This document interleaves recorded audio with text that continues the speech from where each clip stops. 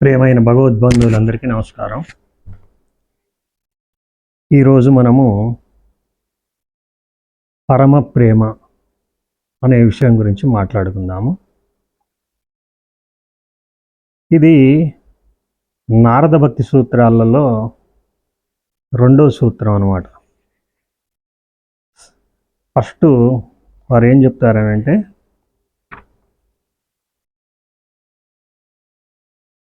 అథాతో భక్తిం వ్యాఖ్యాస్యామః అని చెప్తారనమాట.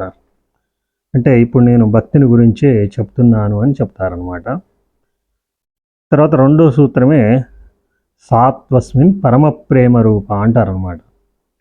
అంటే ఆ భగవంతుని యందు మనకి గల ఆ పరమ అంటే ప్రతిఫలాపేక్ష లేకుండా కోరేటువంటి ప్రేమ అనమాట.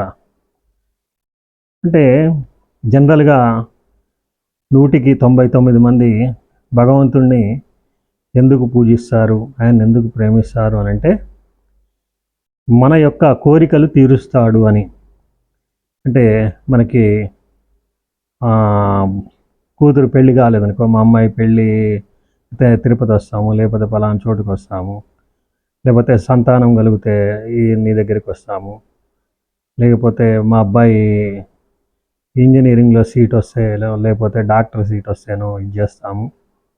ఇట్లా మనకి ఇలాంటి ఇది ఉంటుందన్నమాట. కానీ ఈ పరమ ప్రేమ అనేటువంటిది ఏంటంటే మనం ఏ ప్రతిఫల అపేక్ష లేకుండా భగవంతుడిని ప్రేమించగలగడం అనమాట. మనకి నీవు తప్ప ఇతపరం బెరుగని కావవి సంరక్షించు భద్రాత్మక అని గజేంద్ర మోక్షంలో గజేంద్రుడు చెప్పినట్టు నాకు నీవు తప్ప నాకేం అవసరం లేదు అనేటువంటిది మనకి రామకృష్ణ పరమహంస కూడా దానికి ఏం చెప్తారంటే, ఉదాహరణ ఒక బ్రహ్మచారిగా ఉన్నటువంటి పెళ్లి కాకముందు ఉన్న భక్తుడు ఆ భగవంతుడి మీద కాన్సన్ట్రేషన్ అనేటువంటిది 100% చేయగలడు అనమాట. అదే పెళ్ళైతే మళ్ళీ భార్య మీదకి, పిల్లలు పుడితే మళ్ళీ పిల్లల మీదకి, అంటే ఈ ప్రేమ అంతా కూడా అది డిస్ట్రిబ్యూట్ అవుతూ ఉంటుంది అనమాట. కాబట్టి అలా డిస్ట్రిబ్యూట్ కాకుండా ఎవరైతే ఈ యొక్క తల్లి కంటే, తండ్రి కంటే, భార్య కంటే, పిల్లల కంటే ఎవరు భగవంతుణ్ణి ఎక్కువగా ప్రేమిస్తారో వాళ్ళకి ఆయన లభ్యపడతాడనమాట, వాళ్ళకి దర్శనం ఇస్తాడనమాట. అంతేగాని మనం ఏదో సంకటానికి వెంకటరమణుడు అన్నట్టు మనం ఏదో బాధల్లో ఉన్నప్పుడు ఆయన్ని తలుచుకుంటే అది ఆయన అలాంటి వాళ్ళకి లభ్యపడడు. అందుకే మనకి గీతలో కూడా ఉంటుందన్నమాట. చతుర్విధా భజంతే మాం జనా సుకృతో అర్జున ఆర్తో జిజ్ఞాసు అర్ధార్థి జ్ఞానీచ భరతర్షభ అంటాడనమాట. అంటే 4 రకాలైనటువంటి భక్తులు ఉంటారట. చతుర్విధ భజంతే మాం అంటే ఆయన్ని భజిస్తారు, పూజిస్తారు. చతుర్విధ జనా సుకృతినో అర్జున ఆర్తో అంటే ఆర్తుడు, అంటే బాధల్లో కష్టాల్లో ఉన్నటువంటి వాడు, లేకపోతే నాకు ఉద్యోగం లేదు, లేకపోతే ఇది లేదు, నాకు ఉద్యోగం వస్తే నీ దగ్గరికి వస్తా, ఇట్లా పూజించేవాళ్ళు ఆర్తో. జిజ్ఞాసు అంటే ఆయన అనుకునేవాడు. అర్ధార్థి అంటే నాకు డబ్బు కావాలి, లేకపోతే పొలాలు కావాలి, ఏదో ఈ కావాలి అవి కావాలి అని కోరికలు కోరేవాడు. ఆయనతో వ్యాపార లావాదేవీలు పెట్టుకునేవాడు అనమాట. అంటే నాకు ఈ సంవత్సరం ఇంత లాభం వస్తే నీకు 10% ఇస్తా, 20% ఇస్తా, ఇలాంటి వాళ్ళు అనమాట. అర్ధార్థి అంటే ఆర్తో అంటే బాధల్లో ఉన్నటువంటి వాడు ఆర్తుడు. జిజ్ఞాసు ఆయన తెలుసుకోవాలనుకునేవాడు. అర్ధార్థి అంటే సంపద కోసం పూజించేవాడు. జ్ఞానీచ భరతర్షభ అంటాడనమాట. అంటే జ్ఞాని అంటే ఆయనే కేవలంగా భగవతత్వాన్ని తెలుసుకోవాలి, భగవంతుడు అంటే ఏంటి, జీవుడికి భగవంతుడికి ఉన్న సంబంధం ఏంటి అని ఈ విధంగా తెలుసుకొని ఆయనే ఆ తర్వాత కూడా ఆయన ఏం చెప్తారంటే జ్ఞానీతాత్మయమ మే మతం అంటాడనమాట. అంటే జ్ఞాని వేరు, నేను వేరు కాదు అంటారనమాట. కాబట్టి ఇట్లా భక్తులు అనేటువంటి వాళ్ళు నానా రకాలుగా ఉంటారనమాట. కాబట్టి ఇక్కడ పరమ ప్రేమ అంటే ఏంటంటే నాకు మన కోరికలు తీర్చడం కోసం భగవంతుడని కాకుండా మన అవసరమే భగవంతుడు అయిపోవాలన్నమాట. నాకు నువ్వు కావాలి, నువ్వు తప్ప ఇంకొకళ్ళు అవసరం లేదు అనేటువంటి ప్రేమ మనకి భగవంతుని యందు కలగాలన్నమాట. తర్వాత మనము మామూలు ప్రేమ అంటే జనరల్గా ప్రేమ అనేటువంటిది మనం చూసినట్లయితే లౌకిక ప్రేమ ఎలాంటిదంటే స్త్రీ పురుషుల పరస్పర ఆకర్షణే మనం ప్రేమ అనేటువంటి మాటలో వాడుతూ ఉంటాం అనమాట. అసలు నిజంగా యథార్థంగా దాన్ని ప్రేమ అని కూడా అనకూడదు అనమాట. దాన్ని ఆకర్షణ, వ్యామోహము అని చెప్పాలన్నమాట.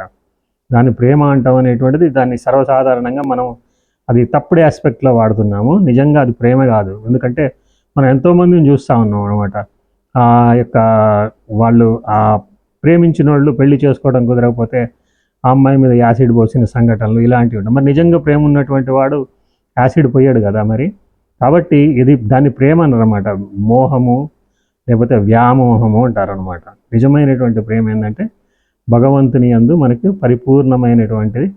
తర్వాత మనకి ప్రతిఫలాపేక్ష లేకుండా అది కావాలా ఇది కావాలని కోరకుండా ఆయన మీద ఉండేటువంటి ప్రేమే నిజమైనటువంటి ప్రేమ అని చెప్తున్నారనమాట.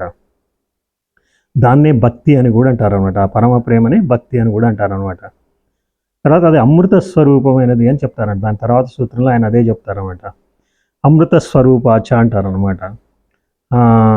అది అమృత స్వరూపం అంటే మృతము లేనటువంటిది, అది దినదిన ప్రవృద్ధమానమైనటువంటిది అని చెప్తారనమాట. అసలు ముందు మనం చూసినట్లయితే ఇక్కడ ఈ సూత్రాలు అనేటువంటి దానికి మనం నిర్వచనం చూస్తే ఇవన్నీ కూడా అది నారద భక్తి సూత్రాలు కావచ్చు, పతంజలి యోగ సూత్రాలు కావచ్చు, బ్రహ్మసూత్రాలు కావచ్చు, వీటన్నిటికి కూడా ఒక లక్షణం ఉంది. అవి ఏంటంటే అల్పాక్షరం అసందిగ్ధం సారవత్ విశ్వతోముఖం అనపేక్షం అస్తోభం అనవద్యంచ సూత్రం సూత్ర విదో విదుహు అని చెప్తారనమాట. అంటే అల్పాక్షరం అంటే మినిమం లెటర్స్ కొన్నే ఉంటాయి అన్నమాట అక్షరాలు. అల్పాక్షరం అసందిగ్ధం మరి కొన్ని అక్షరాలు ఉంచటనే ఉన్నాయి కదా అని సందిగ్ధంగా చెప్పడం కాదనమాట. సందిగ్ధం లేకుండా వితౌట్ డౌట్ అల్పాక్షరం అసందిగ్ధం సారవత్ విశ్వతోముఖం అంటే దాని యొక్క ఎసెన్స్ మొత్తం కూడా మనం ఏం చెప్పదలుచుకున్నామో ఆ సూత్రంలో మనం చెప్పగలగాలన్నమాట. అది సారవత్ విశ్వతోముఖం అంటే. అస్తోభం అనవద్దంచ తర్వాత ఏ విధమైనటువంటి దోషం, అస్తోభం అంటే దోషాలు లేకుండా ఉండాలా. తర్వాత అనవద్యంచ అంటే దాన్ని ఏమంటారు, నిరంకుశమైనది అంటే శాసించేది లాగా. సూత్రం అంటే శాసనం అనమాట. అది మనది దాన్ని అనవద్యంచ సూత్రం సూత్ర విదో విధు అంటే సూత్రాన్ని తెలిసినటువంటి వాళ్ళు దానికి ఇచ్చినటువంటి డెఫినేషన్ అనమాట ఇది. అల్పాక్షరం అసందిగ్ధం సారవత్ విశ్వతోముఖం అస్తోభం అనవద్యంచ సూత్రం సూత్ర విదో విధు అని చెప్తారనమాట. తర్వాత మనకి వాళ్ళు ఇంకా ఎలా ఉంటారంటే ఆ ప్రేమను పొందినటువంటి వాళ్ళు, ఆ ప్రేమ స్వరూపమైనటువంటి వాళ్ళు మనం చూసినట్లయితే ఒక రామకృష్ణ పరమహంస, ఒక రమణ మహర్షి, ఒక చంద్రశేఖరేంద్ర సరస్వతి లాగా ఉంటారన్నమాట. ఎందుకంటే వాళ్ళ దగ్గరికి మనం వెళ్ళినప్పుడు ఎవరు వెళ్ళినా కానీ వాళ్ళకి నాతోనే అంత ప్రేమగా భగవాన్ మాట్లాడుతున్నారా, లేకపోతే రామకృష్ణ వారు అంత ప్రేమగా మాట్లాడుతున్నారా, లేకపోతే చంద్రశేఖరేంద్ర సరస్వతి నా ఒక్కడితోనే అంత ప్రేమగా మాట్లాడుతున్నారా అనేటువంటి ఫీలింగ్ ప్రతి ఒక్కళ్ళకి కలుగుద్ది అనమాట. అంటే అది వాళ్ళు ఒక ఒక ఫ్లవర్ అనమాట. వాళ్ళొక పుష్పము లాంటి వాళ్ళు. అంటే ఒక మల్లెపూలో ఏదైనా పుష్పం తీసుకున్నాం అనుకోండి, ఆ పుష్పం యొక్క సువాసన ఆ పుష్పం దగ్గరికి వెళ్ళిన వాళ్ళందరికీ వస్తుందన్నమాట. వాళ్ళు పాపాత్ములు కానీ పుణ్యాత్ములు కానీ స్త్రీలు కానీ పురుషులు కానీ ఎవరు వెళ్ళినా కానీ ఆ పుష్పం యొక్క సౌరభాన్ని సుగంధాన్ని ఆస్వాదించవచ్చు అనమాట. ఇంకో ఎగ్జాంపుల్ చెప్పాలంటే వాళ్ళు ఒక నది లాంటి వాళ్ళు అనమాట. ఇప్పుడు నది ఉందనుకోండి, నది దగ్గర మనకి దాహం వేస్తే నది దగ్గరికి పోయి దాహం 2 దోశలు 4 దోశలు దాహం తీర్చుకోవడానికి తాగామనుకోండి, దాహం తీరుద్దా లేదా? తీరుద్ది. అది మంచి వాళ్ళకైనా తీరుద్ది, చెడ్డవాళ్ళకైనా తీరుద్ది, దొరకైనా దొంగలకైనా ఎవరికైనా తీరుద్ది. అట్లాగే అలాంటి వాళ్ళ దగ్గరికి మనం వెళ్ళినప్పుడు వాళ్ళల్లోంచి ఒక ప్రేమ అనేటువంటిది చెప్పుకున్నాం, ఆ పరమ ప్రేమ అనేటువంటిది మనలోకి అలా ఫ్లో అవుతూ ఉంటుందన్నమాట. ఆ శాంతి ఆనందము అనేటువంటిది ఫ్లో అవుతూ ఉంటుందన్నమాట. అది ఆ యొక్క పరమ ప్రేమ యొక్క లక్షణం అనమాట. ఆ పరమ ప్రేమను పొందినటువంటి వాళ్ళు, ఆ పరమ ప్రేమలో ఉన్నటువంటి వాళ్ళు అలా ఉంటారనమాట. తర్వాత మనకి ఈ యొక్క ఇందులో నారదుల వారు దీనికి అసలు భక్తి అంటే ఏంటి అనే దాని గురించి వివిధ మహాత్ముల యొక్క అభిప్రాయాల్ని వారు ఏం చెప్తున్నారో మనం చూసినట్లయితే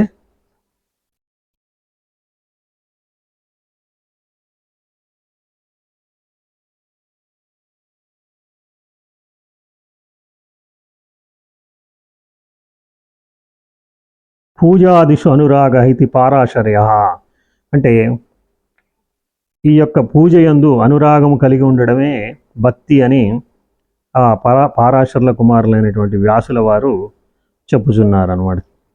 తర్వాత కథాది ఇషు గర్గ, అంటే భగవత్ కథల యందు, అంటే భాగవత కథలు, తర్వాత భక్తులు ఏదో మీరాబాయి లేకపోతే నామదేవు తుకారాము అలాంటి వాళ్ళు చాలామంది ఎంతోమంది ఉంటారు. అలాంటి భక్తుల కథలను చదువుకోవడము, లేకపోతే భాగవత కథల్ని, దశావతార కథల్ని, భగవంతుడి యొక్క లీలలని చదువుకోవడమే అది భక్తి అని గర్గ మహర్షి చెప్తున్నారు అనమాట. తర్వాత ఆత్మరతి అవిరోధేన ఇది శాండిల్య, అంటే ఈ యొక్క ఆత్మరతికి విరోధము కానటువంటి అత్యంత తన్మయత్వంతో కూడినటువంటిది, పరవశత్వంతో కూడినటువంటిది భక్తి అని శాండిల్య మహర్షి చెప్తున్నారు అనమాట. తర్వాత నారదస్సు తదర్పితాచారత తద్విస్మరణే పరమవ్యాకులతేతి అని చెప్తున్నారు అనమాట. అంటే నారదుల వారు ఏం చెప్తున్నారంటే తన సమస్త కర్మలను భగవదర్పణము గావించుటయు, ఏ కొంచెమును భగవద్విస్మృతి కలిగినను పరమవ్యాకులత చెందుటయు భక్తి అని పేర్కొనబడినది. మనము ఈ సూత్రాన్ని చూసినట్టంటే నారదస్సు తద అర్పిత అఖిలాచారత, అంటే మనం చేసే సమస్త కర్మలు అన్నీ కూడా ఆయనకు అర్పించేసి తత్విస్మరణే, ఆయనకంటే వరకు భగవంతుడికి ఆయన యొక్క మరపు కలిగినంతనే పరమ వ్యాకులతేతి, అంటే పరమ వ్యాకులం చెందేటువంటి వాళ్ళను. ఎందుకంటే మనకి చైతన్య మహాప్రభు అలాంటి వాళ్ళని చూసినట్టయితే ఆయనకి భగవత్ విస్మరణ కలిగినప్పుడు ఆయన ఆ యొక్క సముద్రంలో దూకేశారట. అంటే వాళ్ళు భగవంతుని యొక్క ఆ యొక్క విస్మృతిని భరించలేరనమాట. అందుకని వాళ్ళు ఎప్పుడు కూడా ఆ భగవంతుని యొక్క ఆ ప్రేమలో అందులో ఎప్పుడు కూడా తేలియాడుతూ ఉంటారనమాట. అది ఇక్కడ చెప్పిందనమాట. తర్వాత శంకర్ల వారు ఏం చెప్తారంటే వివేకచూడామంలో స్వస్వరూపానుసంధానం భక్తిరిత్య విధీయతే అంటారనమాట. అంటే తన స్వరూపాన్ని తను అనుసంధానం చేయటం అంటే ఏంటి? నీ మనసును ఎప్పుడు కూడా తన ఆత్మయందు లయము చేయటము, ఆత్మయందు నిలపడము, అదే భక్తి అని శంకర్ల వారు చెప్తారనమాట. తర్వాత నారదుల వారి ఇక్కడ ఇంకో ఉపమానం ఏం చెప్తారంటే భక్తి అనేది ఎలా ఉండాలంటే యథావ్రజ గోపికానాం అంటారనమాట. అంటే ఆ యొక్క వ్రజమునందలి గోపికలు ఎలా కృష్ణుని యందు భక్తి కలిగి ఉంటారో అలాంటి భక్తి కలిగి ఉండాలి అని చెప్తారనమాట. ఎందుకంటే వాళ్ళని ఉపమానంగా చెప్తారనంటే వాళ్ళట పెరుగు అమ్మటానికి పాలు అమ్మటానికి వెళ్ళినప్పుడు పాలు పెరుగు అని కాకుండా కృష్ణ గోవింద వాసుదేవ నారాయణ అని అమ్ముతామని వాళ్ళు అంటూ ఉంటారట. అంటే వాళ్ళు ఆ యొక్క తన్మయత్వంలో వాళ్ళు అసలు పాలు అంటున్నావా, పెరుగు అంటున్నావా, లేకపోతే నారాయణ అంటున్నావా, గోవింద అంటున్నావా, కేశవ అంటున్నావా అనేటువంటి స్మృతి కూడా వాళ్ళకి లేకుండా అలా ఉండేవాళ్ళు అనమాట. అందుకే యథావ్రజ గోపికానం అంటే ఆ గోపికల లాంటి భక్తి కలిగి ఉండాలి అని చెప్తున్నారు అనమాట. తస్యాహ సాధనాన్ని గాయంతాచార్య అంటారు అనమాట. దానికి సాధనాలు ఏంటి, ఏం చేస్తే అలాంటి భక్తి మనకి వస్తుంది అనేటువంటిది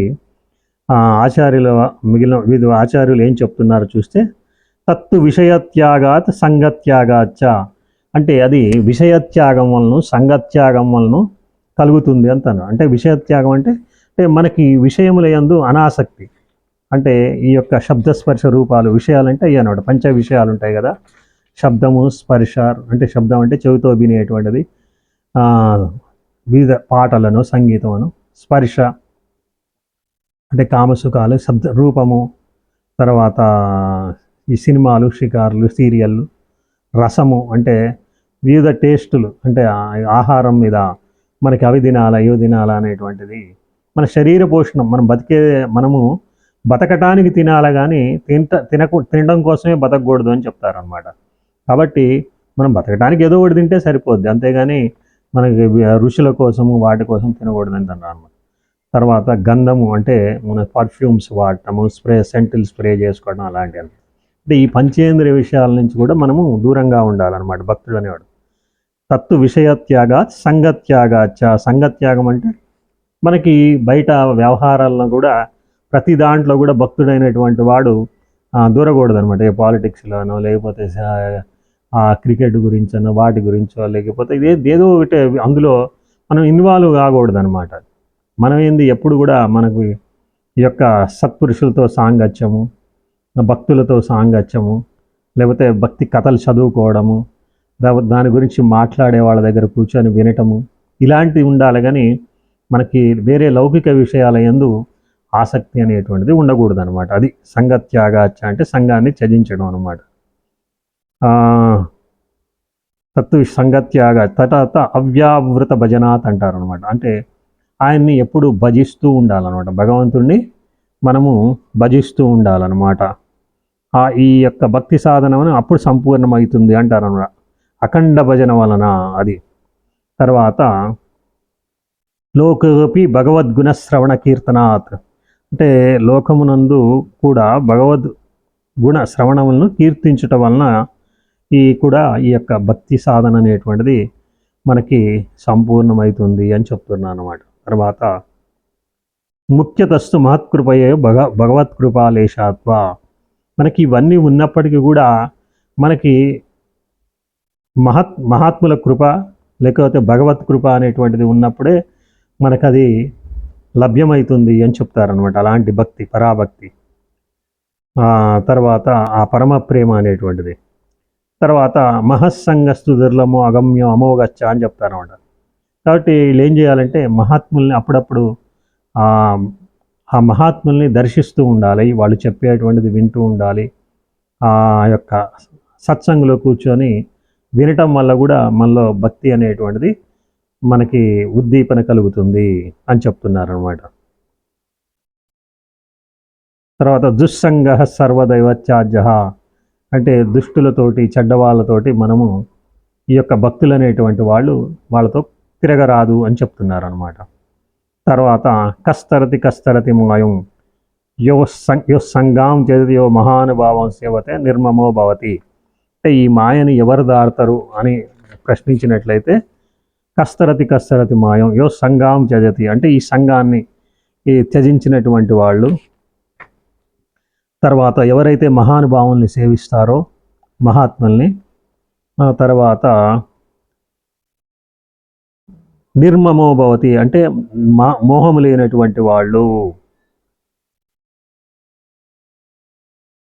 అంటే మమతారహితుడు. నిర్మమో అంటే మమత్వము, మోహము లేనటువంటి వాడెవరో వాళ్ళే ఈ యొక్క మాయని తరిస్తారు అంటారు అనమాట.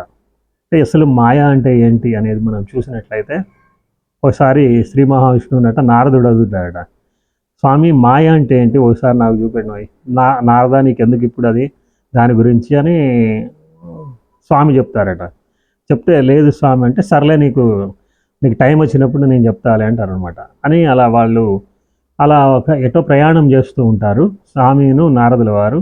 కొంత దూరం నడిచిన తర్వాత స్వామి నాకు వాటర్ అవుతుంది నారద, కొద్దిగా నాకు ఆ పక్కనే నది ఉంది కదా అక్కడ పోయి కొద్దిగా నీళ్లు తీసుకొని రమ్మని చెప్తారట. తీసుకొని రమ్మనంటే అక్కడికి వీరు వెళ్తారనమాట. వెళ్ళినప్పుడు అక్కడ వారు ఒక కుండ లాంటిది ఏదో ముంచుతారు. లేవబోయేసరికి కొంత దూరంలో ఒక అమ్మాయి కనపడుద్ది అనమాట. ఒక దేవకన్య నాగకన్య ఏ కన్య ఒక కన్య కనపడుద్ది, అమ్మాయి కనపడుద్ది అనమాట. ఆ అమ్మాయి కనపడంగానే నారదుల వారు ఏం చేస్తారంటే నీ పేరు ఏంది ఏదో అడుగుతారనమాట. సంథింగ్ ఏదో చెప్పుద్ది అనమాట. అట్లా మాటలు కలిసిన తర్వాత ఆయన ఆమె మీద ఒక మోహపడతాడు. మన ఇద్దరు పెళ్లి చేసుకుందామా అని అడుగుతారనమాట. చేసుకుందామని అనుకొని వాళ్ళిద్దరు పెళ్లి చేసుకుంటారనమాట. పెళ్లి చేసేసుకున్న తర్వాత పిల్లలు కూడా ఇద్దరు ముగ్గురు పిల్లలు కూడా పుడతారు. అయిపోతుంది. అక్కడే వాళ్ళు నది పక్కనే ఒక గుడిసె కుటీరం లాగేసుకొని అక్కడే ఉంటూ ఉంటారనమాట. అయితే వర్షాకాలం ఒకరోజు బాగా వరదలు వచ్చేస్తాయి అనమాట. ఆ వరదలకి వీళ్ళ గుడిసె కూడా కొట్టకపోబోద్ది. ఆ పక్కనే చెట్టు ఉంటుంది అనమాట. అయితే వీళ్ళందరూ కూడా ఇద్దరు పిల్లలు అనమాట ఆ చెట్టు ఎక్కి కూర్చుంటారు. ఒక సంకలో ఒక అబ్బాయి, ఇంకొక సంకలో లేకపోతే భుజాల మీద ఒక అమ్మాయినో అబ్బాయినో కూర్చోబెట్టుకొని ఒక సంకలో అబ్బాయిని ఒక సంకలో భార్యని ఆ విధంగా ఉంటారనమాట. ఆ చెట్టు కూడా ఊగుతూ ఉంటుంది అనమాట. వరద తాకిడికి పడిపోద్దా అన్నట్టు ఉంటుంది అనమాట. అప్పుడు ఏం చేస్తారంటే ఒకళ్ళని గ్రిప్ సరిపోక ఒకళ్ళని వదిలేస్తారనమాట పిల్లగా. తర్వాత తర్వాత పైనున్న వాళ్ళ అబ్బాయి కూడా అమ్మాయినో వదిలేస్తారు.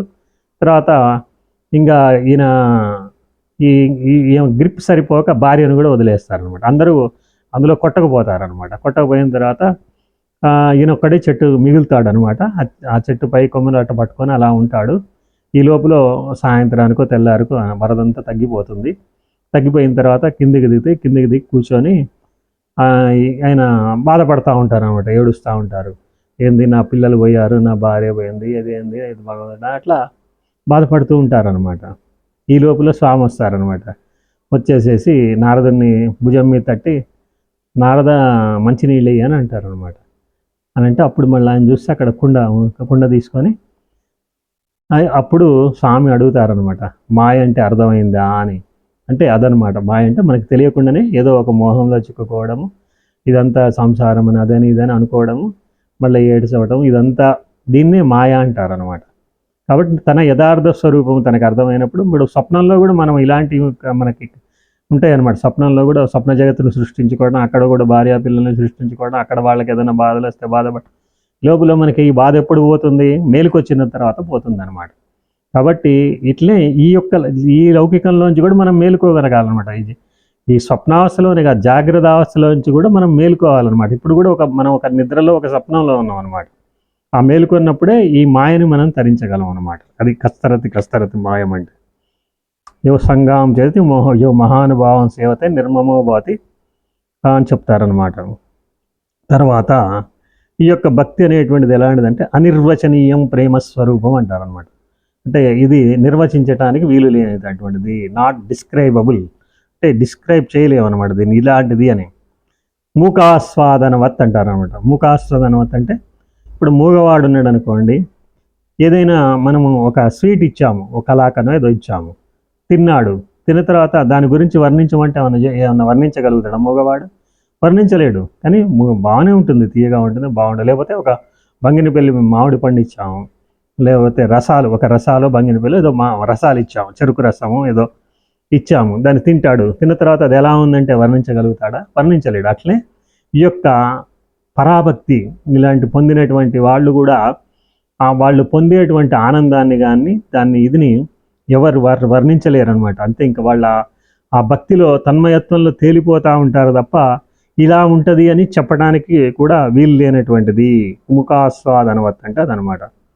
తర్వాత అన్యస్మాత్ సౌలభ్యం భక్తౌ అంటే ఇది అన్నిటికంటే కూడా ఇది చాలా సులభమైనటువంటిది. అన్నిటికంటే కర్మయోగము, జ్ఞానయోగము, ధ్యాన యోగము ఇలాంటివన్నీ ఉంటాయి కదా. అంటే వీటన్నిటికంటే కూడా కర్మయోగం అంటే ఏంటి? నిష్కామ కర్మ చేయటం. ఇవాళ మనం ఈకేలో కానీ సత్యసాయిలో కానీ వాళ్ళు ఏం చేస్తారు? నిష్కామ కర్మ చేస్తారనమాట. కాబట్టి నిష్కామ్యంగా వాళ్ళు మందులు ఇస్తారు, నిష్కామ్యంగా వాళ్ళు అక్కడికి వచ్చిన వాళ్ళకి మంచినీళ్ళు ఇవ్వడము అన్నీ చేస్తూ ఉంటారు. దాన్ని నిష్కామ కర్మ అంటారు అనమాట.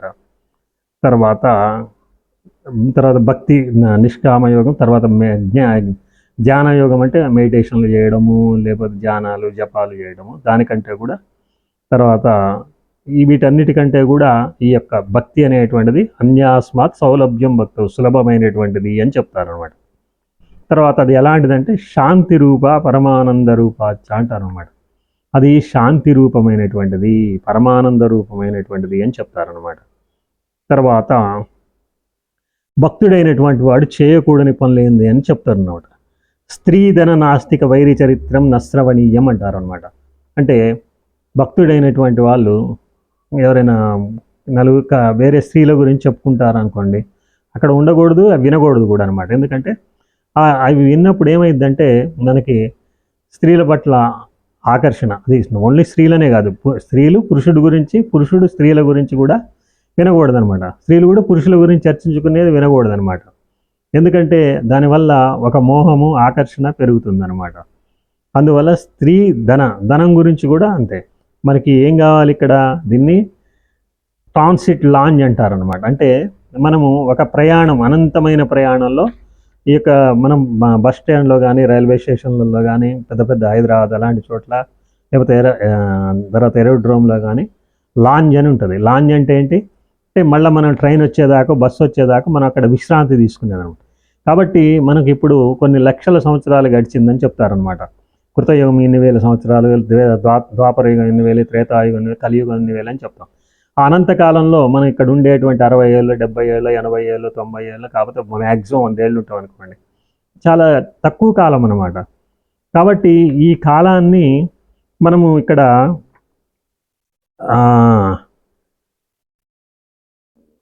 ఈ కాలంలో ఇక్కడ ఉండేది ఇది తక్కువ కాలమే కాబట్టి దీని గురించి ఎక్కువ ఇక్కడ మనము దేని గురించో ధనం గురించి వాటి గురించి వ్యామోహ పడకూడదు అనమాట. ఎందుకంటే ఇవన్నీ ఇక్కడ వదిలిపెట్టిపోయేదే.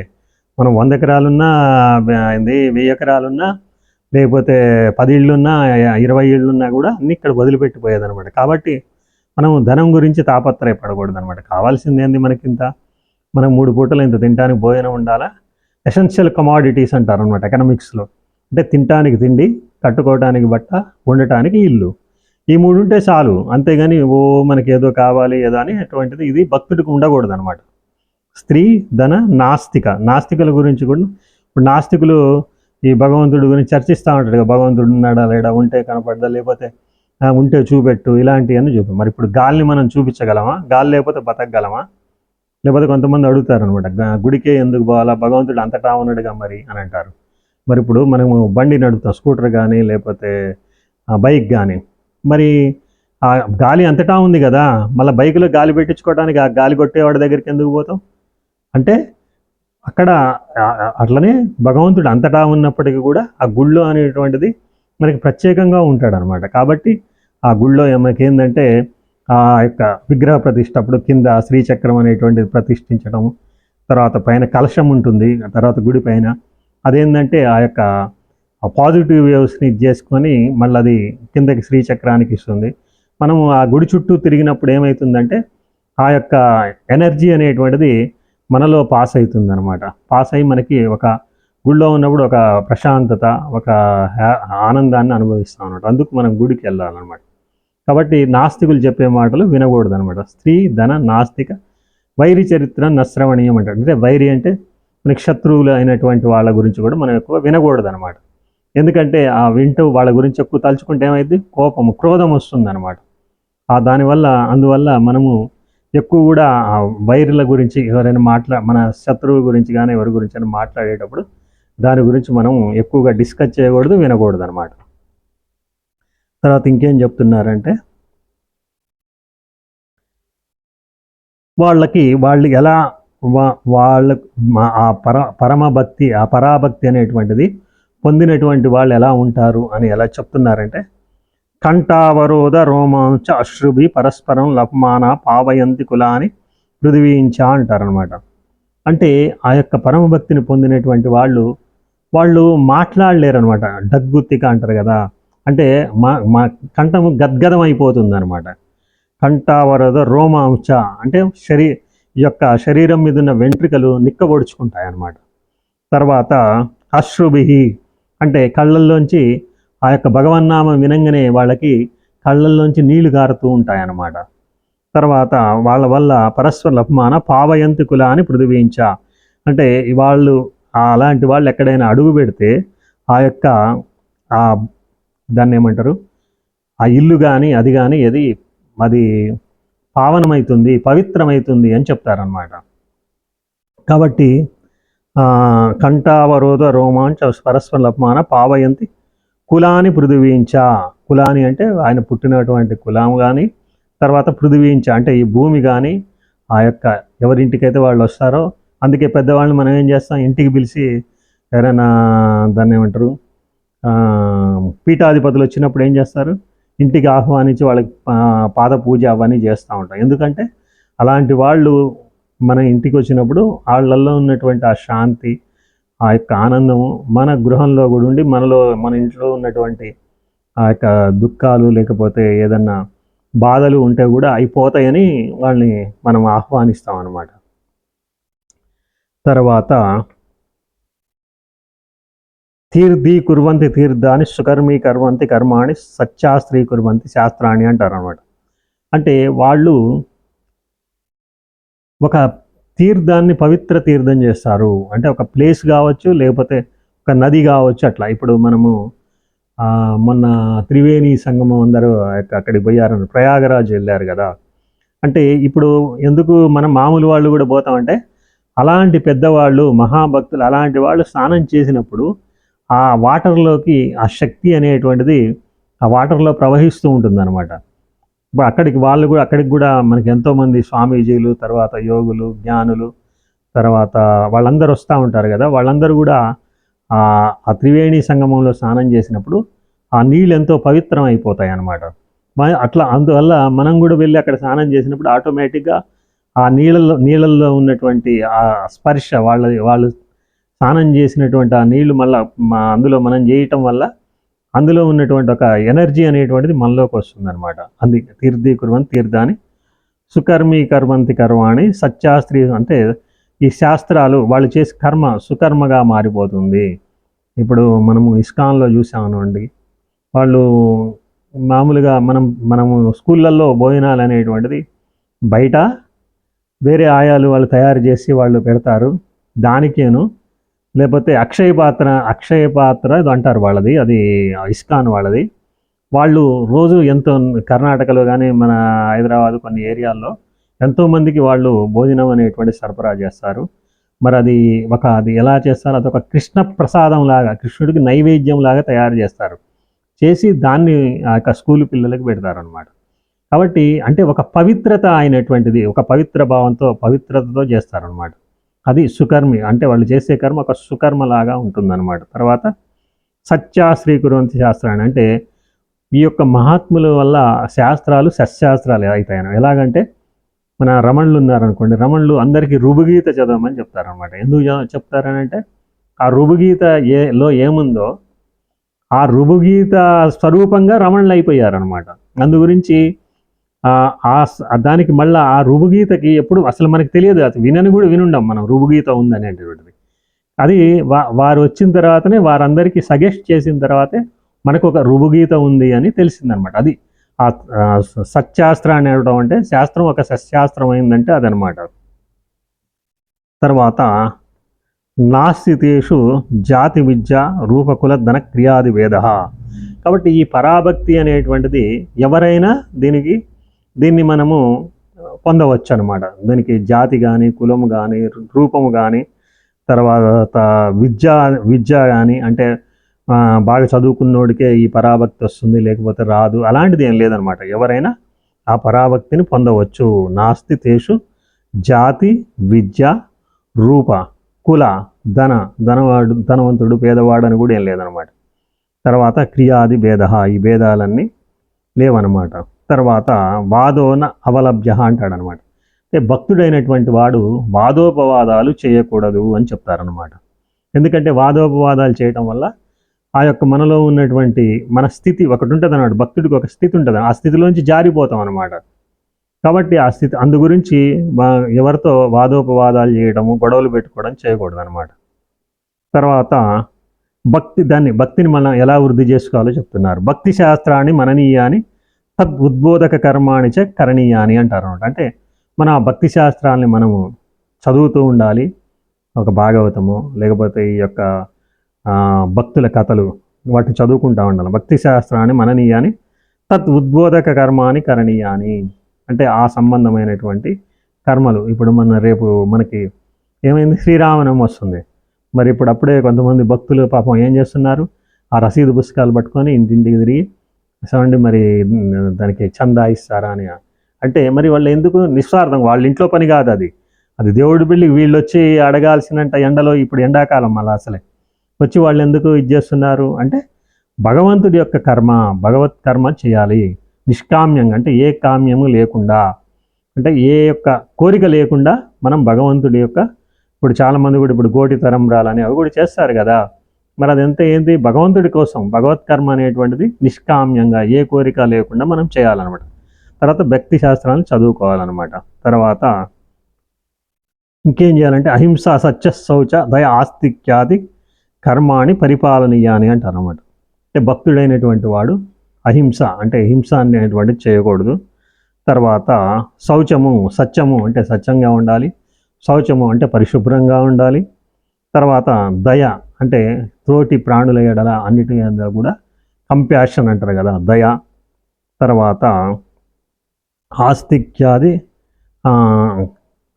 అహింసా సత్య శౌచ దయ ఆస్తిక్యాది కర్మాణి పరిపాలనీయాని, అంటే వాటిని మనము ఆచరిస్తూ ఉండాలన్నమాట. తర్వాత సకీర్త్యమాన శీఘ్రమే ఆయుర్భవతి అనుభావయతి చ భక్తాన్, అంటే ఎప్పుడైతే మనం భగవంతుణ్ణి కీర్తిస్తూ ఉంటామో, సకీర్త్యమాన అంటే కీర్తిస్తూ ఉంటామో, శీఘ్రమేవ ఆవిర్భవతి, అప్పుడు ఆయన శీఘ్రంగా మనకి ఆయన దర్శనాన్ని మనకిస్తాడు, ఆవిర్భవిస్తాడు. అనుభావయతీచ భక్తాన్ అంటే మనం ఆయన యొక్క భగవంతుడి యొక్క ఇదిని మనం అనుభూతి చెందుతాము అని చెప్తున్నారు అనమాట. సకీర్త్యమాన శీఘ్రమేవ ఆవిర్భవతి అనుభావయతీచ భక్తాన్ అంటే భక్తులకి ఆయన అనుభవాన్ని కలిగిస్తారనమాట. తర్వాత మనకి ఆయన ఇప్పుడు ఇది మనకి భగవద్గీతలో కూడా 2వ అధ్యాయం చెప్పిన తర్వాత దానికి స్థితప్రజ్ఞ లక్షణాలు చెప్తారనమాట చివరగా. అట్లాగే ఇక్కడ మనకి ఈ యొక్క సూత్రాల్లో కూడా, నారదభక్తి సూత్రాల్లో కూడా ఆయన ఫస్టే చెప్తారనమాట, ఈ భక్తుడు ఏ విధమైన లక్షణాలు పొందుతాడు అని చెప్తున్నాడు. యల్లబ్ధాపుమాన్ సిద్ధోభవతి అమృతోభవతి తృప్తోభవతి, ఎవరైతే ఈ యొక్క పరాభక్తిని, ఈ యొక్క అమృత భక్తి లేకపోతే పరమ ప్రేమ అన్నాం కదా, ఆ పరమ ప్రేమని పొందుతారో యల్లబ్ధాపుమాన్ సిద్ధోభవతి, వాడు సిద్ధుడవుతాడు, వాడికి అన్ని సిద్ధిస్తాయి. అమృతోభవతి అంటే మృత్యురహితుడవుతాడు.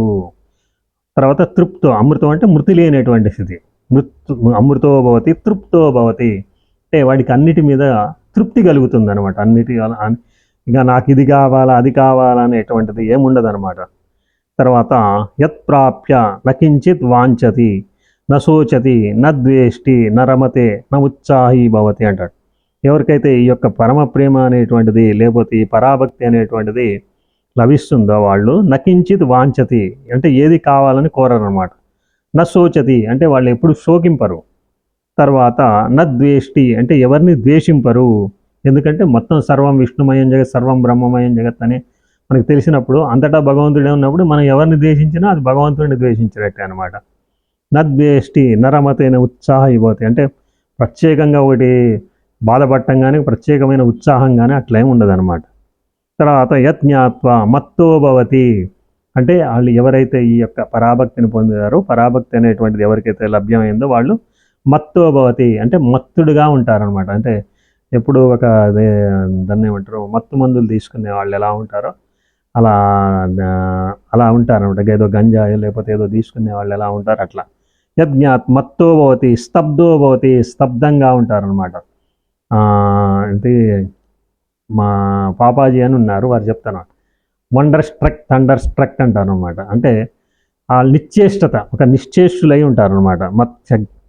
యజ్ఞాత్ మత్తోభవతి స్తబ్దోభవతి నిశ్చేష్టత అనేటువంటిది వస్తుంది అనమాట. ఆత్మరామోభవతి అంటారు అనమాట. అంటే వాళ్ళు ఆత్మారాములు అయిపోతూ ఉంటారనమాట. ఆత్మారాములు అంటే ఏంటి అంటే ఎప్పుడు ఆత్మయందే రమిస్తూ ఉంటారు. ఆత్మారాముడు అంటే ఏంటి, ఆత్మయందు రమించేవాడు. రాముడు అంటే ఏంటనుకుంటున్నారు, రామతాపని ఉపనిషత్తు ఏం చెప్పుద్దంటే రమంతే యోగినో అనంతే నిత్యానందే చిదాత్మని ఇది రామపదేనాసౌ పరం బ్రహ్మ విధీయతే అని చెప్తారనమాట. కాబట్టి ఆ యొక్క ఆత్మలో రమిస్తూ ఉంటారనమాట. రమించడం అంటే ఏంటి, మనస్సు ఆత్మయందు పెట్టినప్పుడు అక్కడ ఒక ఆనందం అనేటువంటిది వస్తుందన్నమాట. అదనమాట ఆత్మరామోభవతి అంటే. నకామయమాన నిరోధ రూపత్వాత్ అంటే వాళ్ళు ఏ కోరికలు కోరుకోరనమాట. తర్వాత నిరోధ రూపత్వాత్ అన్నీ అంటే ఈ యొక్క అన్ని బాధల్ని అన్నిటినీ దుఃఖాలని నిరోధిస్తుంది అనమాట. తర్వాత నిరోధస్తు లోక వేద వ్యాపార న్యాస అంటే ఈ యొక్క లోక వ్యవహారాలందు, తర్వాత అన్ని విషయాల్లో దూరటం. వ్యాపారం అంటే లోక వేద వ్యాపార న్యాస అంటే అవన్నింటినీ కూడా వదిలేస్తారు, అన్నీ వదిలేసిన స్థితిని వస్తుంది అనమాట. అంటే అవసరమైన మేరకే వాళ్ళు కర్మ చేస్తారు, అవసరమైన మేరకే వాళ్ళు ప్రకృతిలో ఉంటారు తప్ప ఏదో ప్రతి దాంట్లో కూడా వాళ్ళు ఇన్వాల్వ్ గారు అనమాట. తర్వాత తస్మిన్ అనన్యత తత్విరోధిషు ఉదాసీనతాచ అంటే దాని యందు అనన్యభావము అనన్య భక్తి. మనం గీతలో కూడా ఏం చెప్తాం, అనన్యాశ్చింతయంతో మాం ఏ జనాః పర్యుపాస్తే తేషాం నిత్యాభిక్తానం యోగక్షేమ వహామ్యం అంటారు కదా, అట్లా అనన్యమైనటువంటి భక్తి అంటారు కదా, అనన్య చింతయంతో మాం, ఎవరైతే నన్ను చింతిస్తారో, ఏ జనాహ పర్యుపాస్తే, ఏ భక్తులైతే నన్ను ఉపాసిస్తారో, తేషాం నిత్యాభియుక్తానం, వాళ్ళ యొక్క యోగక్షేమాలు నేనే చూస్తానంటారు అన్నమాట. తేషాం యోగక్షేమం వహామ్యహం అంటే నేనే వహిస్తాను. కాబట్టి ఎవరైతే అలాంటి అనన్యమైనటువంటి భక్తి కలుగుతుందన్నమాట, తస్మిన్ అనన్యత తద్విరోధిషు ఉదాసీనతాచ, అంటే వేరే విషయాలందు ఉదాసీనత అనేటువంటిది ఆటోమేటిక్గా వాళ్ళకి కలుగుతుందన్నమాట. అలాంటి యొక్క పరాభక్తి లేకపోతే ఇలాంటిది కలిగినప్పుడు. తర్వాత ఇంకేం చెప్తారంటే, మనకి శాండిల్య భక్తి సూత్రాలు ఏం చెప్తుందనంటే, ఇప్పుడు మనకి నారద భక్తి సూత్రాలకి శాండిల్య మహర్షి చెప్పినటువంటి కూడా భక్తి సూత్రాలు ఉన్నాయన్నమాట. అందులో ఏం చెప్తారంటే, భక్త్యా భజనోపసంహారాత్ గౌన్య పరాయై తత్ హేతుత్వాద్ అంటారన్నమాట. అంటే భక్తి అంటే ఇప్పుడు భజన, తర్వాత స్తోత్రాలు పాడటము, లేకపోతే విష్ణు సహస్రనామాలు ఇలా అట్లా చదవడము, తర్వాత భక్త్యా భజనోపసంహారాత్ గౌణ్య, దీన్ని గౌణ భక్తి అంటారనమాట. తద్హేతుత్వాత్ పరాయై తద్హేతుత్వాత్ అంటారనమాట. అంటే ఇవన్నీ చేస్తూ ఉండటం వల్లనే అప్పుడు మనకి ఆ పరాభక్తి అనేటువంటిది మనకి లభ్యమవుతుంది అని చెప్తున్నారు అనమాట. కాబట్టి మనము ప్రాథమికంగా ఫస్ట్ ఏం చేయాలి, మనము ఇవన్నీ కూడా పూజలు, భజనలు, తర్వాత ఈ యొక్క దాన్ని ఏమంటారు సంకీర్తనము, అంటే మనకి రామదాసు అన్నమయ్యగా వాడినట్టు కొంతమందికి ఆ విధంగా భగవంతుని గుణగణాలని కీర్తిస్తూ ఉండడము, తర్వాత ఈ యొక్క విష్ణు సహస్రనామ పారాయణము, లలితా సహస్రనామం ఇలాంటివన్నీ చేయడము, ఇలాంటివన్నీ చేయాలి ప్రాథమికంగా, ఎవరైనా చేయాలి. ఇప్పుడు మనం ఫస్ట్లో నడవడం రానప్పుడు చిన్నపిల్లలు ఏం చేస్తారు, బేబీ వాకర్ పెట్టి నడుస్తారు, లేకపోతే 3 గిర్రల బండో చిన్నప్పుడు నడుస్తూ ఉంటారు కదా. తర్వాత ఏమైంది, మనకు అవసరం లేదు. అట్లే ఫస్ట్లో మనకి పరాభక్తి మనకి లభ్యమయ్యేదాకా ఈ విధమైనటువంటి ఈ సంకీర్తన, లేకపోతే ఈ పూజలు, ఈ జపాలు, ఇవన్నీ పారాయణలు, సహస్రనామ పారాయణ ఇవన్నీ చేయాలన్నమాట. తద్హేతుత్వాత్ అంటూ ఆ హేతు వల్లనే మనకి పరాభక్తి అనేటువంటిది మనకి సంప్రాప్తం అవుతుంది అని చెప్తున్నారు అన్నమాట. కాబట్టి ఈ విధంగా మనము, ఎందుకంటే మనం చాలామందికి అసలు భక్తి అంటే ఏంటో కూడా తెలియదు. భక్తి అంటే ఏదో మన కోరికలు తీర్చేవాడు భగవంతుడు, కాబట్టి మన కోరికలు తీరుస్తుంది కాబట్టి మనం గుడికి వెళ్ళాలి, లేకపోతే ఏదో ఏంది మనకి హైదరాబాద్లో ఏదో వీసా వెంకటేశ్వర స్వామి ఉంటారు, కనుక వీసా కావాలంటే మనం ఇన్ని రౌండ్లు తిరిగితే మనం ప్రదక్షిణ చేస్తే ఆయన ఇది మనకి వీసా ఇప్పిస్తాడు. ఇలాంటిది భక్తి అనుకుంటున్నాను. కానీ నిజంగా భక్తి అంటే ఏంటి, భక్తి అంటే భగవంతుడు తప్ప నాకు ఇంకొకటి అవసరం లేదు, నువ్వే నాకు కావాలి అనేటువంటిది, మనం ఏ ఫలాపేక్ష లేకుండా ఆయన్ని పూజించడమే దాన్నే పరాభక్తి, లేకపోతే దాన్నే పరమ ప్రేమ అని కూడా అంటారనమాట. కాబట్టి ఆ పరమ ప్రేమ అనేటువంటిది అది మన హృదయంలో ఎప్పుడు ఉంటుందంటే, మనం ఏ సంకల్పాలు లేకుండా మన హృదయాన్ని ఖాళీగా ఉన్నప్పుడే ఆ పరమ ప్రేమతో నింపబడుద్ది అని జిడ్డు కృష్ణమూర్తి గారు చెప్తారనమాట. కాబట్టి మనకి అలాంటి పెద్దవాళ్ళందరూ చెప్పినట్లు మనం ఎప్పుడైతే మనము ఆ భగవంతుడిని నిష్కామ్యంగా ప్రేమిస్తామో అప్పుడు మనకి ఆ పరాభక్తి అనేటువంటిది, ఆ పరమ ప్రేమ అనేటువంటిది లభ్యమవుతుందన్నమాట. స్వస్తి.